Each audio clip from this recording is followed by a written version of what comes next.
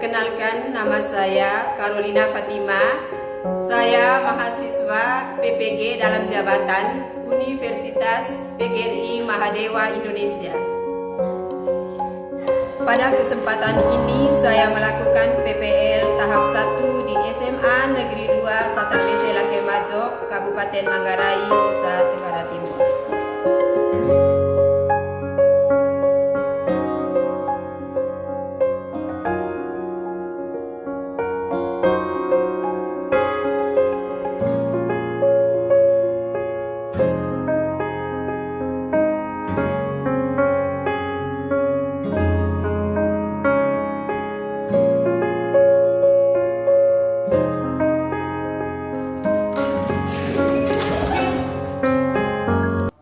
Selamat pagi. Terima kasih. Tuhan ya. Dimulainya pelajaran kita pada pagi hari ini kita awali dengan doa. Berdiri, silakan.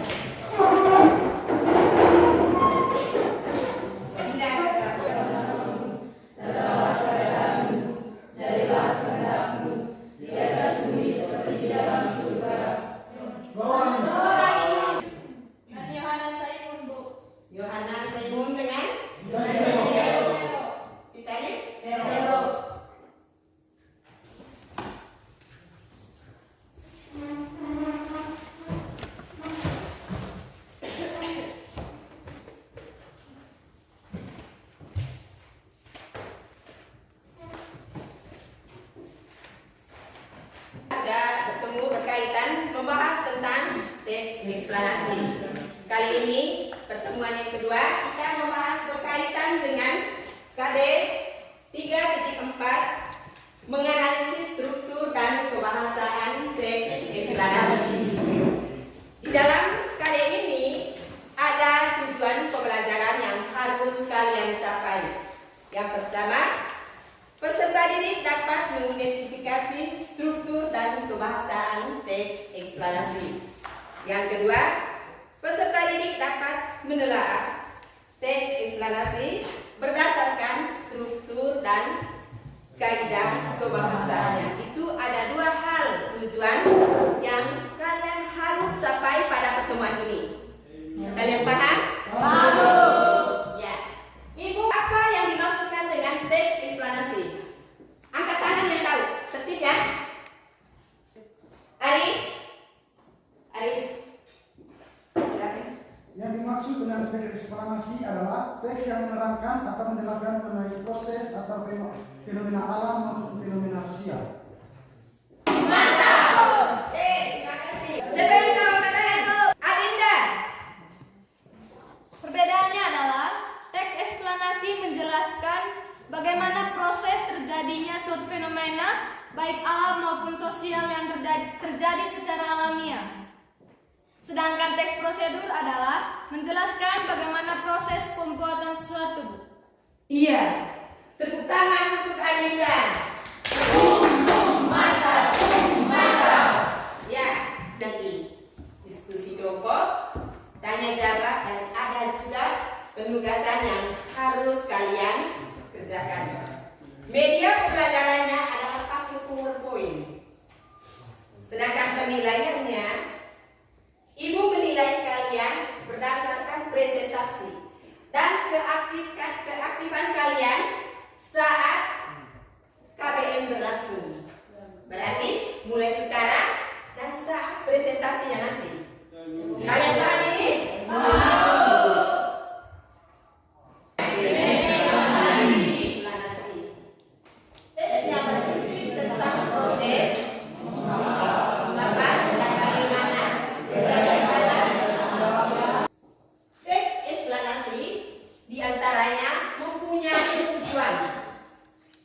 Tujuan pertama, menjelaskan. Bagian berikut adalah struktur ya, struktur teks eksplanasi yang akan dijelaskan proses keberadaannya. Jadi proses terbentuknya.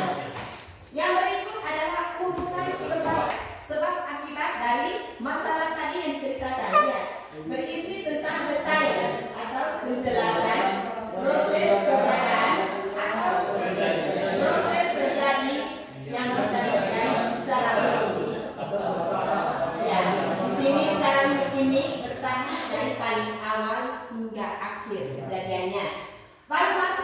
ketiga adalah interpretasi tentang topik yang dijelaskan tadinya.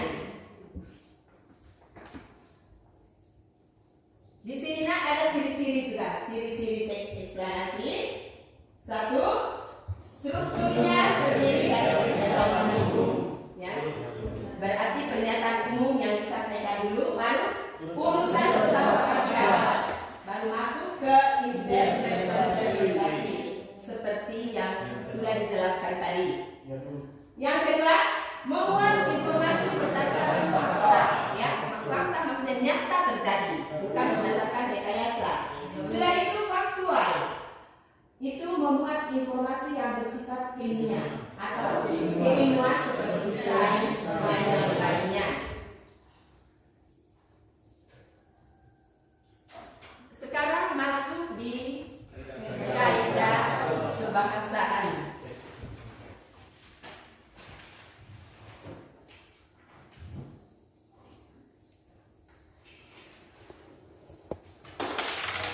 Ya, lihat ini kaidah kebahasaannya. Pertama itu fokus pada hal umum, bukan partisipan manusia. Kenapa yang masih bukan partisipan manusia? Itu bukan manusia yang bikin, tetapi kejadiannya alaminya. Ya, sudah itu dimungkinkan menggunakan istilah. Nah, nanti di dalam cerita yang kalian dengar ada istilah-istilah yang kalian dengar. Sudah itu lebih banyak menggunakan kata kerja material. Di sini kata kerja material itu kata kerja verba yang menunjukkan aktivitas fisik, ya. Sudah itu kata kerja relasional, ini kata kerja aktif. Jadi seseorang melakukan sesuatu itu namanya aktif untuk melakukan sesuatu. Sudah itu masuk ke menggunakan konjungsi waktu atau kausal, ya. Konjungsi ini sama dengan kata umum, ya. Konjungsi yang digunakan itu jika, bila, sehingga, sebelum, pertama, kemudian dan lain-lain, banyak sekali. Sudah itu menggunakan kalimat pasif. Kalimat pasif di sini adalah kalimat yang subjeknya dikenal suatu perbuatan atau tindakan, ya. Tindakan seseorang dalam melakukan sesuatu, itu maksudnya. Sudah itu masuk ke, ya, lihat ini definisi konjungsi kausal. Ya. Sudah itu yang kedua, konjungsi kausal alasan adalah itu. Yang bagian berikut adalah konjungsi kausal untuk. Judulnya adalah gerhana bulan. Perhatikan strukturnya. Ini pernyataan umum. Pernyataan umum ini sama dengan pembuka. Gerhana bulan merupakan salah satu fenomena alam yang sering kita jumpai. Peristiwa alam ini terjadi apabila bulan beroposisi dengan matahari. Namun, oposisi bulan dengan matahari tidak akan selamanya menghasilkan peristiwa gerhana bulan. Mengapa? Sebab kemiringan bidang orbit bulan terhadap bidang ekliptika sebesar. Akan ada saat di mana terjadi perpotongan bidang orbit bulan dengan bidang ekliptika yang kemudian akan menyebabkan munculnya dua titik yang juga dikenal dengan istilah node. Nah, gerhana bulan akan terjadi apabila bulan beroposisi dengan titik node tersebut. Dibutuhkan sekitar 29,53 hari sampai bulan bergerak dari satu titik ke titik oposisi lain. Sinar matahari yang masih tersisa memiliki spektrum cahaya kemerahan yang merupakan alas tampilan bulan yang akan terlihat lebih gelap. Biasanya, perhatikan di bagian penutup dari cerita tadi. Salah satu fenomena alam yang kerap dijumpai dalam kehidupan sehari-hari termasuk bagian dari proses terbentuknya air di muka bumi. Proses ini dapat dijelaskan melalui siklus hidrologi. Penyebab hujan itu sendiri ialah apabila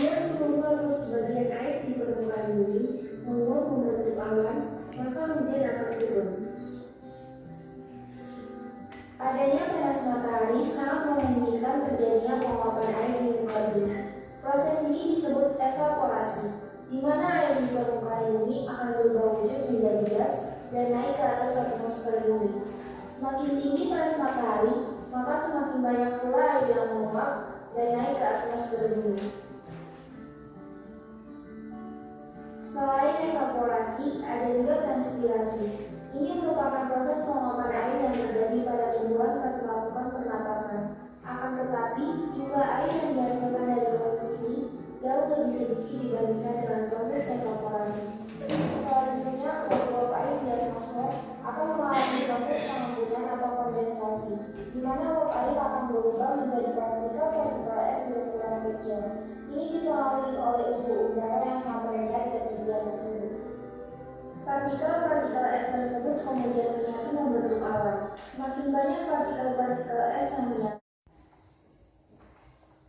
Strukturnya ya, bagian pendahuluannya mana, isi, sudah penduduknya ya bagaimana?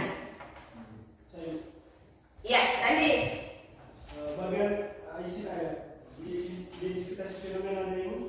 Yang pertama tadi, hujan merupakan salah satu fenomena yang kerap dijumpai menguap membentuk awan maka hujan akan turun. Itu bagian identifikasi fenomena ini. Iya. Bagian kedudukan sebab akibatnya, adanya panas matahari sangat memungkinkan terjadinya penguapan air di muka bumi. Selain evaporasi, ada juga transpirasi. Ini merupakan proses penguapan air yang terjadi pada tumbuhan dan melakukan evaporasi. Akan tetapi jumlah air yang dihasilkan dari proses ini jauh lebih sedikit dibandingkan dengan proses evaporasi. Selanjutnya, uap air di atmosfer atau kondensasi, di mana uap air akan berubah menjadi partikel-partikel es berukuran kecil. Ini dipengaruhi oleh suhu udara sangat rendah ketinggian tersebut. Partikel-partikel es yang menyatu, maka awan pun akan semakin tebal dan gelap. Kemudian awan-awan yang sudah terbentuk akan bertambah berat dan membuat awan menjadi berat hingga akhirnya titik-titik air yang terkandung di dalamnya ke permukaan bumi. Proses ini disebut presipitasi atau proses turunan hujan ke permukaan bumi. Itu merupakan urutan sebab akibat. Sedangkan kelasaan atau kesimpulannya itu, hujan yang turun ke permukaan bumi akan mengalami penguapan, lalu kondensasi dan kembali ke presipitasi. Ini dinamakan siklus hidrologi. Iya, tepuk tangan, tepuk yang berani yang langsung merespon dengan video yang diceritakan. Tepuk, 1, 2, 3. Mantap, mantap, mantap. Sekarang pertanyaan berikut adalah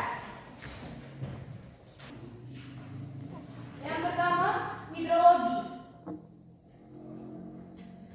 Cabang ilmu geografi yang mempelajari pergerakan, distribusi dan kualitas air di seluruh bumi. ya, tadi dia bilang ada istilah kata hidrologi. Ya. Yang kedua, Evaporasi. ya, silakan. Apa yang masukkan evaporasi tadi? Di mana air di permukaan bumi akan berubah wujud menjadi gas. Ya. Yang berikutnya, Atmosfer. ya, apa itu atmosfer? Lapisan gas yang menyelimuti suatu planet termasuk bumi. Ada lagi? Ada transpirasi. Proses penguapan air yang terjadi pada tumbuhan saat melakukan pernapasan. Ya. Presipitasi, proses turunnya hujan ke permukaan bumi.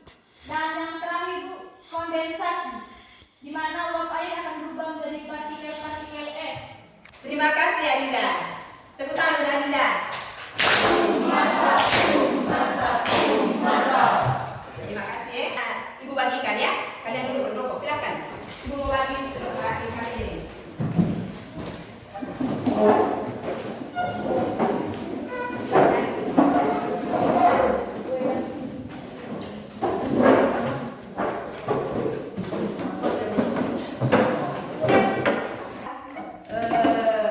Cerita, kalian nanti tentukan struktur dari cerita yang kalian diskusikan, oke?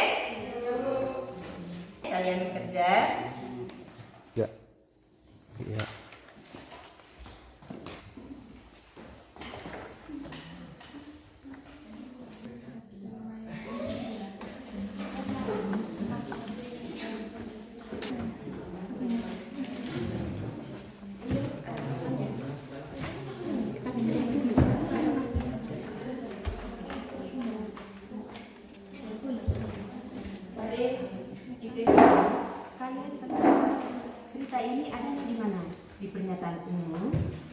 proses kejadian atau ulasan. Ya, kalian harus pahami ulasan. Ulasan ini adalah diinterpretasi tadi tuh ya, kesimpulan dari proses kejadiannya yang mana dan ulasannya atau kesimpulannya yang mana. Ya, berdasarkan cerita yang Anda lakukan. Makanya pertama yang kalian lakukan. Kalian paham tidak? Ya, silakan.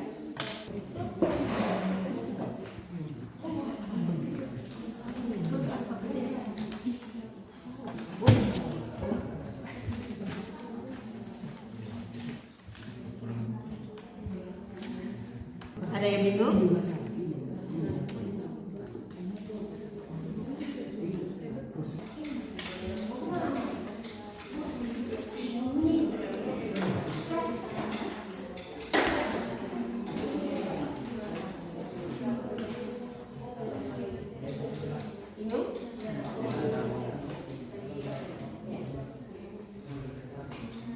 Pekerjanya? Sudah.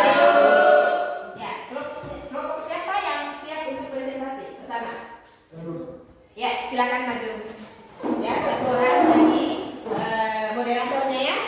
Kelompok yang lain siap bertanya, ya, bertanya berkaitan dengan materi yang mereka presentasikan. Ingat, ada tata cara dalam diskusi, harus perhatikan sopan. Selamat Ibu, selamat pagi teman-teman.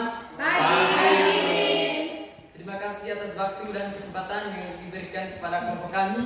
Baik, kami dari kelompok 3 ingin mempresentasikan tugas hasil diskusi kelompok kami. Kepada Surya, saya persilakan.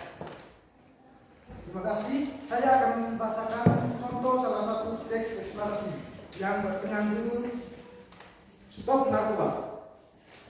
Penyalahgunaan narkoba adalah pemakaian obat-obatan atau zat-zat berbahaya dengan tujuan bukan untuk pengobatan, penelitian, menghilangkan rasa sakit rangsangan, semangat dan halusinasi apabila digunakan tanpa mengikuti aturan atau dosis yang benar. Dapat menimbulkan bahaya adanya adiksi atau ketergantungan obat. Dengan kata lain, ketagihan. Obat-obatan yang bisa disalahgunakan seperti narkotika, psikotropika, dan zat adiktif. Penyalahgunaan narkoba terjadi akibat salah pergaulan dan rasa keinginan yang kuat, serta mudahnya dalam mendapatkan obat-obatan tersebut. Ada beberapa faktor yang menyebabkan terjadinya penyalahgunaan narkoba.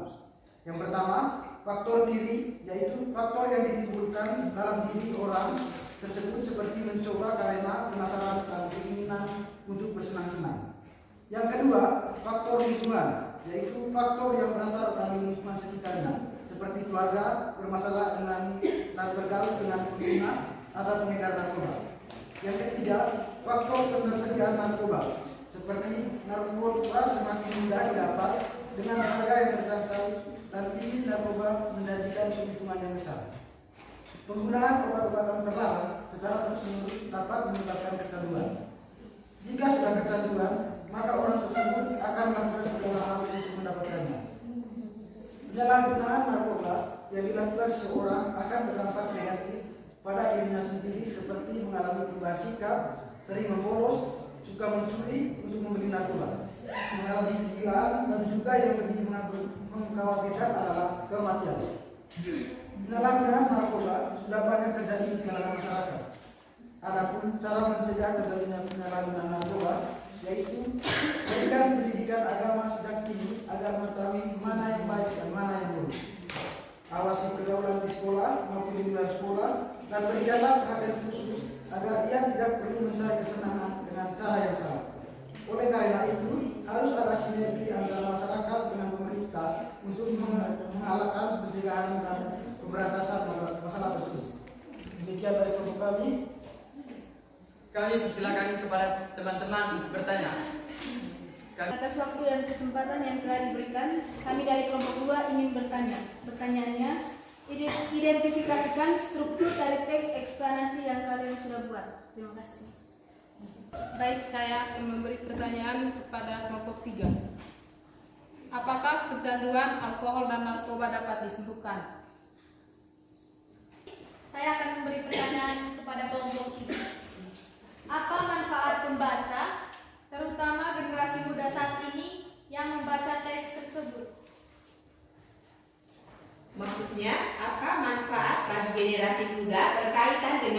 teks yang dibahas ya. Ya, itu maksud kita. Zat berbahaya dengan tujuan bukan untuk pengobatan, penelitian, menghilangkan rasa sakit rangsangan, semangat, dan halusinasi apabila digunakan tanpa mengikat aturan atau dosis yang benar dapat menimbulkan bahaya adanya adiksi atau ketergantungan obat atau ketagihan. Kemudian kedua, proses kejadian atau sebab akibat. Penunjuk isi, penyalahan guna narkoba terjadi akibat salah pergaulan dan rasa keingintahuan yang kuat serta mudahnya dalam mendapatkan obat-obatan tersebut. Yang ketiga, ulasan. Penunjuk isi, ada beberapa faktor yang menyebabkan terjadinya penyalahan narkoba. Yang pertama, faktor diri, yaitu faktor yang ditimbulkan dalam diri untuk orang tersebut seperti mencoba-coba karena penasaran dan keinginan untuk bersenang-senang. Yang kedua, faktor lingkungan. Faktor lingkungan yaitu Atas perhatiannya kami ucapkan terima kasih. sama-sama. Ya, terima kasih untuk kelompok 3 yang telah mempresentasikan hasil bekerjanya. Mari kita beri tepuk tangan yang meriah untuk mereka. Tepuk tangan. Boom, mantap, boom, mantap, boom, mantap. Ya, silakan dong. Kelompok 1 ingin mempresentasikan hasil gerak kelompok kami. Kepada pembaca saya persilakan. Menganalisis struktur teks eksplanasi dengan teks berjudul Pelangi. Pelangi dalam bahasa Inggris dikenal dengan istilah rainbow. Pelangi merupakan suatu peristiwa optik atau sejenis meteorologi yang berbentuk cahaya dengan berbagai warna yang antara warna satu dengan warna lainnya bersifat paralel sehingga mewujud di langit atau media yang lain dengan sangat indah. Ketika di langit terjadi yang namanya hujan ringan, maka pelangi biasanya akan terlihat layaknya cahaya yang menuju cakrawala. Selain itu, pelangi yang amat indah juga kerap dijumpai di air terjun. Munculnya pelangi di cakrawala selama ini sungguhnya terjadi dengan 4 siklus. Salah satunya adalah karena pembiasan matahari. Hal ini dikarenakan terciptanya pelangi itu sendiri disebabkan karena adanya pembiasan cahaya atau sinar matahari yang dibelokkan ke arah lain dari sebuah medium oleh tetesan air yang ada pada atmosfer bumi. Kemudian, tetesan air itu dilewati oleh sinar matahari. Saat tetesan airnya dilewati oleh sinar matahari, maka cahayanya akan dibiaskan sehingga mampu memunculkan warna-warna yang indah dan mampu terpisah secara sendiri-sendiri. Dari fenomena ini, maka Anda bisa melihat pelangi yang sangat lengkap warnanya karena ada geometri optik saat proses penguraian dari warnanya. Ketika hujan yang ringan bersama dengan kemunculan sinar matahari, maka disitulah Anda bisa melihat fenomena pelangi. Namun, itu harus dari arah yang berlawanan dengan Anda. Keberadaan Anda harus tepat di antara posisi matahari di belakang. Sementara pusat dari busur pelangi dan mata Anda harus berada pada garis lurus.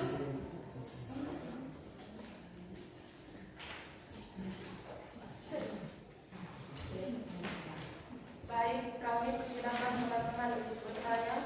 Sesi pertama kami buka 2 pertanyaan. Terima kasih atas waktu dan kesempatan yang diberikan. Baik, saya perwakilan dari kelompok 3 ingin bertanya. Pertanyaannya, sebutkan istilah ilmiah yang terdapat dalam teks yang kalian bacakan. Terima kasih. Saya dari kelompok 4 ingin bertanya, bagaimana mekanisme terjadinya fenomena pelangi? Dua pertanyaan saja. Ya, silakan. Siklus, atmosfer, dan geometri optik. Terima kasih.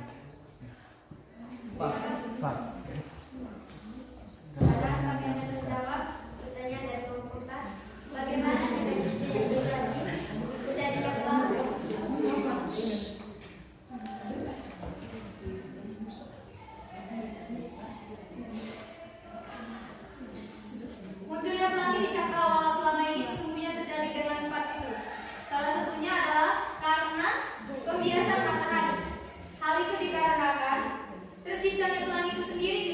disebabkan karena adanya pembiasan cahaya atau sinar matahari yang dibelokkan ke arah lain dari sebuah medium oleh tetesan air yang ada pada atmosfer bumi. Tepuk tangan untuk kelompok ini.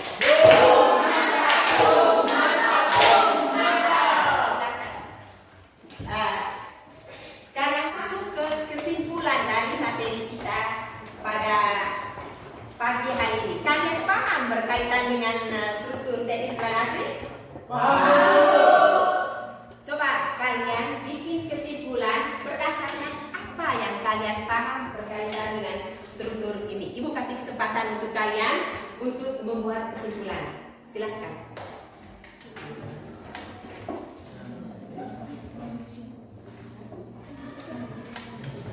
Kelompoknya Randi dulu untuk membuat kesimpulan berkaitan dengan materi kita pada pagi hari ini. Silahkan Randi. Kelompok kalian.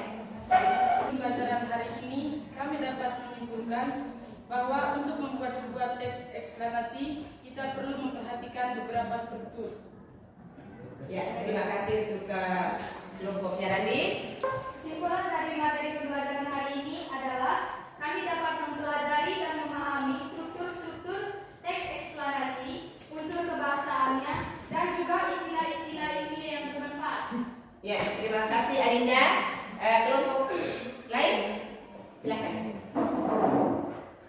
Kesimpulannya adalah kami bisa mengetahui struktur dari teks eksplanasi beserta kaidah kebahasaan yang ada di dalam teks eksplanasi tersebut. Ya, terima kasih. Kelompok terakhir.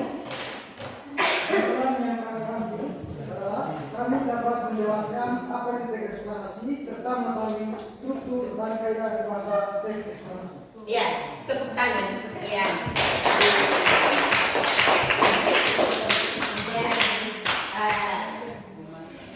jadi kesimpulannya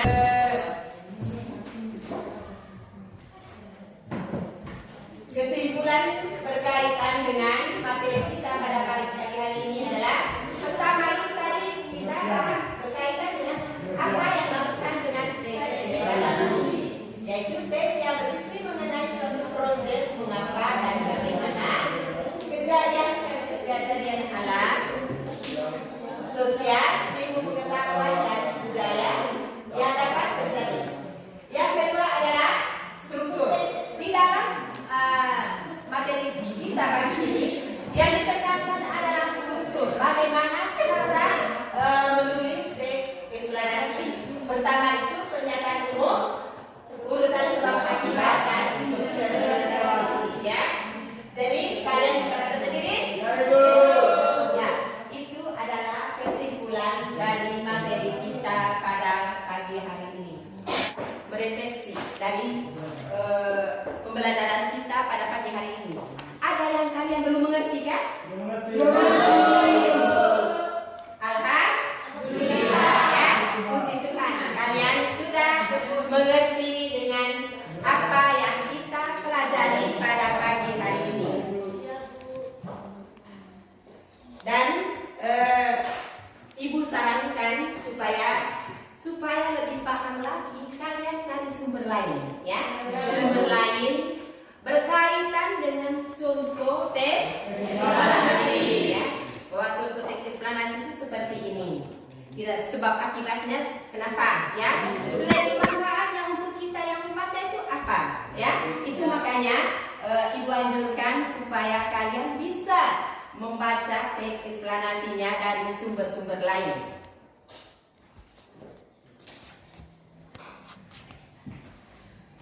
Ada satu pertemuan lagi. Ya. Pertemuan yang kedua, Ibu minta hari Senin, ya.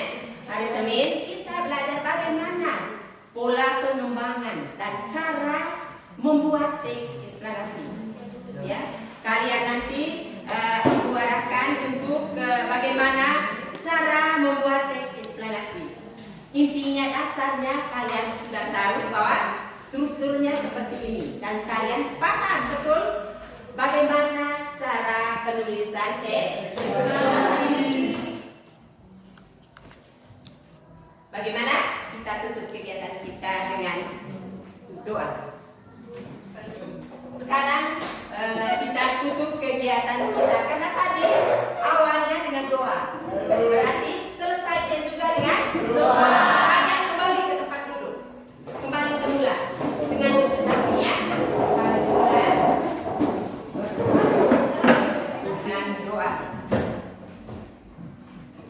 doa penutup spontan. Silakan berdiri. Teman-teman dan Bapak Ibu, mari kita menyaksikan kepada berdoa. Dalam Bapa, Allah Bapa di dalam surga, puji dan syukur kami berikan kepadamu atas berkat dan nafas kehidupan yang masih Engkau limpahkan kepada kami semua, sehingga pada pagi hari ini kami dapat menyelesaikan mata pelajaran di jam pertama ini. Tuhan, sebentar lagi kami akan istirahat, sekiranya Engkau tetap menjaga dan melindungi kami. Nama-Mu ya Tuhan kami puji hari ini dan seterusnya masa